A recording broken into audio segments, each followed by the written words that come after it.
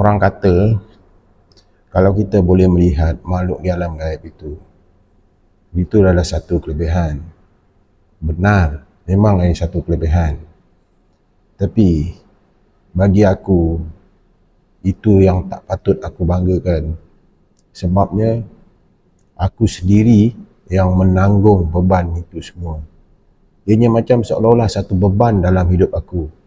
Maknanya tadi aku terpaksa simpan rahsia ini seorang-seorang. Walaupun ada ketikanya aku cuba untuk bercerita kepada orang di sekeliling aku, termasuklah kedua ibu bapa aku. Tapi mereka cuma boleh dengar je. Untuk mereka percaya apa yang aku ceritakan ni.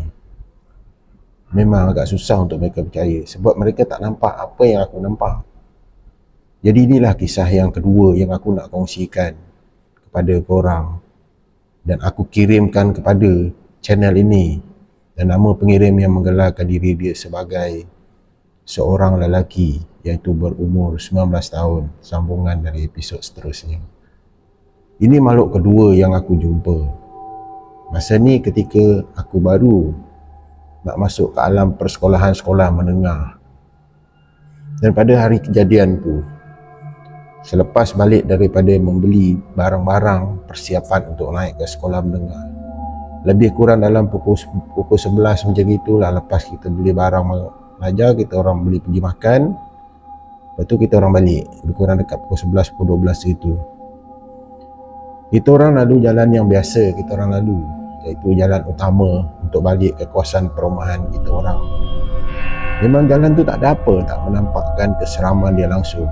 Cumanya pada masa tu jalan tu memang ada deretan pokok-pokok besar yang berada di tepi kiri dan kanan jalan tu. Jadi daun pokok itu yang rimbun, itu yang menutupi cahaya lampu di tepi jalan tu. Mungkin di situ yang menimbulkan suasana yang agak menyeramkan sedikit lah. Sebabnya agak gelap kan, ditutupi cahaya daun pokok tu. Tapi itu bukan cerita dia. Cerita dia macam ni. Walaupun dah biasa lalu jalan tu, tapi pada malam tu aku dengan keluarga aku ni, kita orang balik naik kereta. Tiba-tiba di salah satu pokok tu aku ternampak seorang budak yang sedang berdiri betul-betul di bawah pokok itu, sedang memandang ke seberang jalan, seolah-olah dia sedang menunggu seseorang, dan tangan dia melambai-lambai ke sebelah. Aku perhatikan budak tu dan aku cuit bahu mak aku dan aku cuba tunjukkan ke arah tempat budak itu. Tapi mak aku kata apa? Dia tak nampak apa-apa pun dekat situ, dia kata. Yang dia nampak hanya pokok saja. Okay, fine. Jadi ayah aku macam biasa, dia bawa kereta relax je. Sampailah kereta kita orang ni betul-betul lalu di depan budak tu, dan aku nampak dengan jelas muka dan badan budak itu pucat.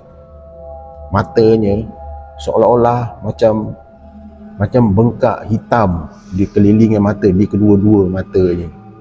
Rambut agak panjang, agak kusut-kusut sikit. Dia gunakan baju berwarna putih, tetapi agak macam ada kesan-kesan tanah. Dia tak menunjukkan respon untuk menakutkan. Cuma macam yang aku cakapkan tadi, dia melambai-lambai ke seberang jalan. Dia macam memanggil dan menunggu seseorang itu datang ke tempat dia. Itu yang jelas aku tengok. Dan itulah penampakan yang kedua dalam hidup aku. Jadi bila kereta kita lalu ke situ, dah lepas budak tu, aku toleh ke belakang. Budak itu dah tak nampak lagi dekat situ. Itu yang kedua. Untuk cerita yang ketiga pula, masa tu aku dah masuk tingkatan 3 di satu sebuah sekolah. Ini terjadi kerasukan yang aku sendiri pun boleh nampak. Itu nanti aku akan sambung dekat episod yang berikutnya. Jadi kepada korang yang sukakan cerita-cerita macam ini, tolong follow akaun ni, channel Yuzi Apai. Nanti aku akan sambung balik cerita dia. Sekian.